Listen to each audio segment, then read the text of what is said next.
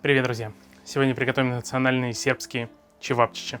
Можете называть это ленивый или кебаб на решетке. Готовить будем из говядины с добавлением свиного сала. Если кто-то не ест сало, соответственно, можно заменить на внутренний говяжий жир, на курдюк, если уж вам так хочется. У меня здесь говяжья шея. Это отличный кусок для того, чтобы приготовить из него чевапчичи. За счет клейковины своей, за счет перепонок мясо получается достаточно липкое, фарш получается очень хороший. Нужно резать крупными кусками, чтобы в мясорубке было удобнее измельчать. Не сильно заморачиваясь.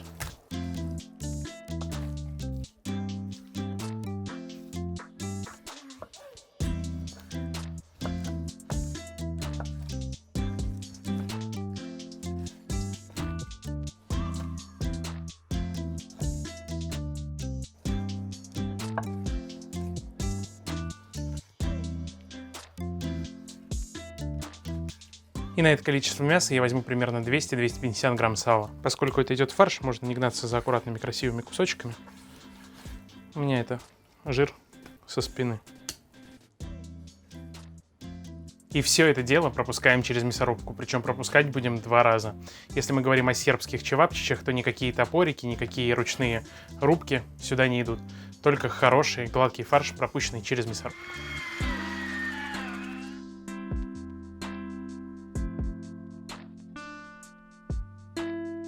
Красота. Хороший, отличный фарш. Прочищаем мясорубку от жил, от всяких кусочков мяса, которые остались на ножах. И второй раз пропускаем фарш через мясорубку, делая его гладким и однородным.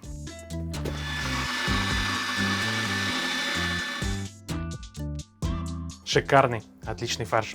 Теперь осталось обогатить его вкусами. Что важно знать про чевапчичи? То, что приготовление этого фарша, точнее насыщение его вкусами, делится на 2 этапа. Чевапчичам очень важно отлежаться хотя бы 4 часа, в идеале сутки.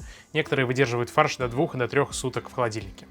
После этого фарш становится плотным и насыщенным. При этом в него вначале добавляют только соль, перец и паприку, а уже потом обогащают вкусами чесноком или зеленью. Поэтому мы начинаем первый этап и добавляем в фарш много копченой паприки. Это очень важный ингредиент для чевапчича. Мне нравится добавить немного острого перца. Обязательно хорошо посолить. И немного черного свежемолотого перца.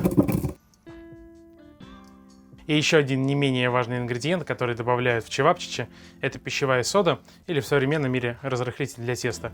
Он делает фарш более вязким, липким и плотным, что поможет вам впоследствии идеально сформировать колбаски для чевапчича. Секрет этот посмотрел у Сержа Марковича, гуру сербской кухни, поэтому давайте с вами договоримся так. 10 тысяч лайков, и я упрашиваю Сержа Марковича провести мне ликбез по сербской кухне, приеду к нему с бараном, большим количеством мясом, заставим его приготовить плескавицу, ну как заставим, попросим такого уважаемого человека. Уговор? А мы вымешиваем фарш. Хорошенько вмешиваем специи в фарш. Вымешивать фарш для чевапчичи нужно порядка 20 минут, если вы вмешиваете в ручном режиме. Если у вас есть миксер, то вы красавчик, вам повезло. Ставите насадку лопаткой, ставите на вымешивание буквально 5 минут, и у вас идеальный по плотности фарш. После этого накрываем фарш пленкой и убираем его в холодильник для того, чтобы он полностью остыл и отстоялся, как я говорил, минимум 4 часа, а желательно хотя бы на сутки. Я довымешиваю, запаковываю, и мы вернемся. Трудно, конечно, ждать подолгу, когда фарш должен выстояться сутки. Тем не менее, он выстоялся, и сейчас нам нужно обогатить его вкусами, добавить петрушку, чеснок. Также мы будем подавать это все на белом хлебе с репчатым луком. С этого я и начну. Хлеб я хочу, чтобы мы подсушили, поэтому разрежу булки напополам.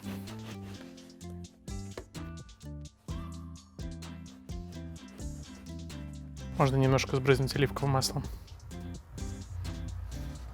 Так же, как я и говорил, классические чевапчичи обязательно подаются репчатым луком. Я хочу смиксовать красный и белый. Так будет ярче, красивее и аппетитнее. Нарежем полукольцами.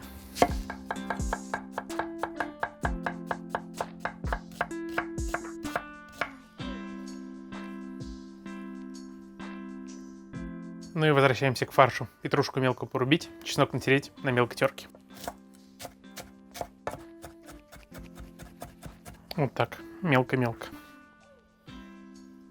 И чеснок в прямом смысле на мелкой терке. И еще раз хорошенько все вымешать. И пока фарш дальше объединяется вкусами, самое время развести уголь. А прежде чем мы продолжим, хотел бы порекомендовать вам компанию barbecuecenter.rf. от которой у нас сегодня такой замечательный комплекс, на котором мы будем готовить. Компания barbecuecenter.rf изготавливает модульные печные комплексы и комплексы барбекю, которые вы легко сможете разместить у себя на даче или на загородном участке. При этом неважно, есть у вас навес или нет, устанавливать их можно и под открытым небом. Большое количество печей под казаны, столы, мойки и даже наш замечательный гриль-стол, который вам уже знаком по прошлым рецептам. Ссылочку на компанию barbecuecenter.rf я оставляю в описании, а мы продолжаем готовить. Как раз разведу уголь. Готовить мы сегодня будем вот на этой решетке, но она нам понадобится немного позже. И подставку под шампура тоже убираю.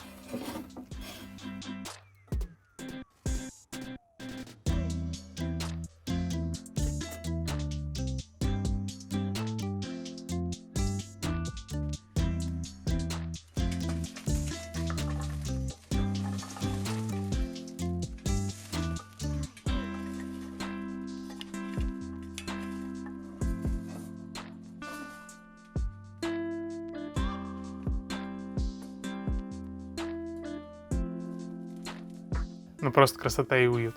Пока хлеб подсушивается, займемся подготовкой чевапчичи. Их можно выдавливать, например, если срезать у бутылки горлышко и продавливать пальцем, у вас получится достаточно аккуратные колбаски. Можно скатать рукой. Я воспользуюсь китайским колбасным шприцем, который покупал на Алиэкспрессе.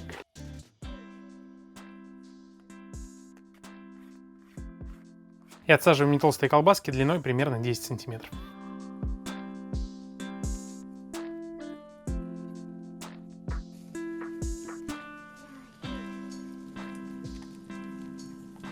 Давайте перевернем хлеб. И посмотрите, какие красивые получились чевапчичи. Стандартный вес одной чевапчичи примерно 30 грамм. На порцию подают от 8 до 10 штук. То есть у меня здесь на хорошую такую компанию. Хлеб можно снимать, он подсушился, и отправляем зажариваться чевапчичи.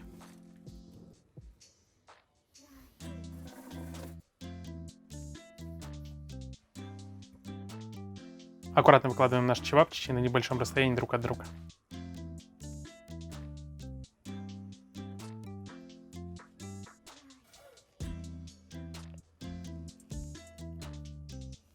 Ну какова красота. Самое время их зажарить. Наша задача хорошенько обжарить их с каждой стороны до полной готовности.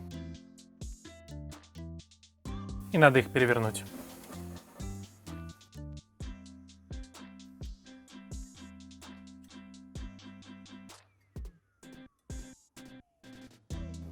Так будет быстрее.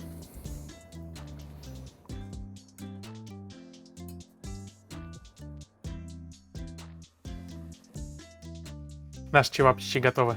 Пора снимать.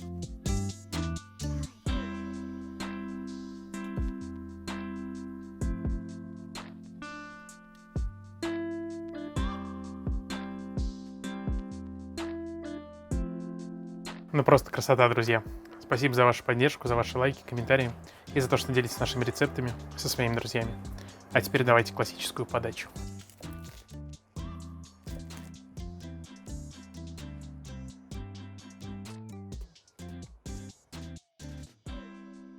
Открываем рот пошире и пробуем.